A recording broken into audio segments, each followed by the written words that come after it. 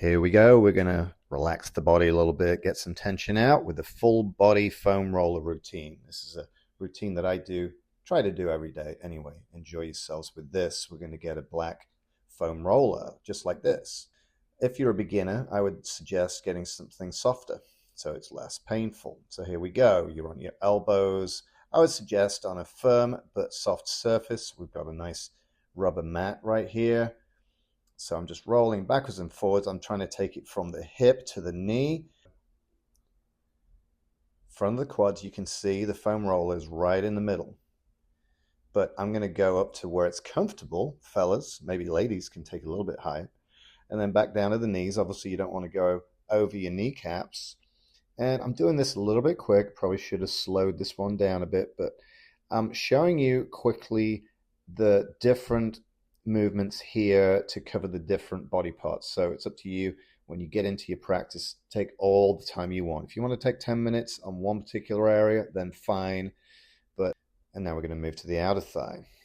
So you're going to turn your body, put it pretty much right on your hip, just below your hip. Got the other leg up on the top just to take some weight off, and you take it down to the knee, and you're breaking down your IT bands right here. You can find some knots that really be painful. If you can, pause on those just for a few seconds to give them a chance to dissipate as you move on and roll over them, and they should smooth out over time. Usually do about 10 each side. And now with the glute, this is really nice. I think everybody enjoys how this feels. Taking it from your sit bones pretty much to your tailbone and just turning to the side a little bit to get each cheek. Quick and easy. You don't need to make a big deal out of it. But again, if you want to take extra time, then take the extra time. This is one of my favorite things to do. There's some ab work here. So I'm going from my tailbone, and I'm just going up to about my kidney area, rolling out that lower back. And do the old calves here. And I think when you roll these, you'll realize how tight your calves are. They get very little attention. We don't stretch them enough. We're on them all the time. They accumulate a lot of tension. So this is very important to do these regularly. And if you want to put more weight, a little bit more pressure on there. I'm just a sucker for punishment, obviously. I've got all my weight going through one at a time. This doesn't hurt your shoulder flexibility, by the way. And here we go. We're finishing off. Well, this is something I do on its own all the time because the upper back gets so tight.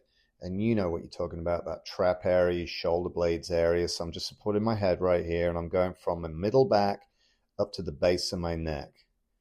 That's fantastic. All right, moving to the lats, going just to the bottom of my triceps and down to the insertion of my lats, pretty much at the start of my waist. I don't want to go too low because you get those bottom ribs and it doesn't feel good. You can see my top leg is taking some weight, some pressure off there. Going a little bit lower to I'm avoiding the oblique area there. That's what I'm saying, isn't it? Don't roll your obliques. It just doesn't feel good because there's organs in there. You want to roll where the bones are. So here we go. We're going to hit the chest, and we want to get the inner chest right here. So we're getting now ladies, obviously you can't do this comfortably. You can just get your upper chest. That's why you've got to get your hips quite high. So they're a little bit higher. So you've got a bit of an angle. So you get in the top of your chest there, the front of your shoulders. Guys can obviously go a little bit lower.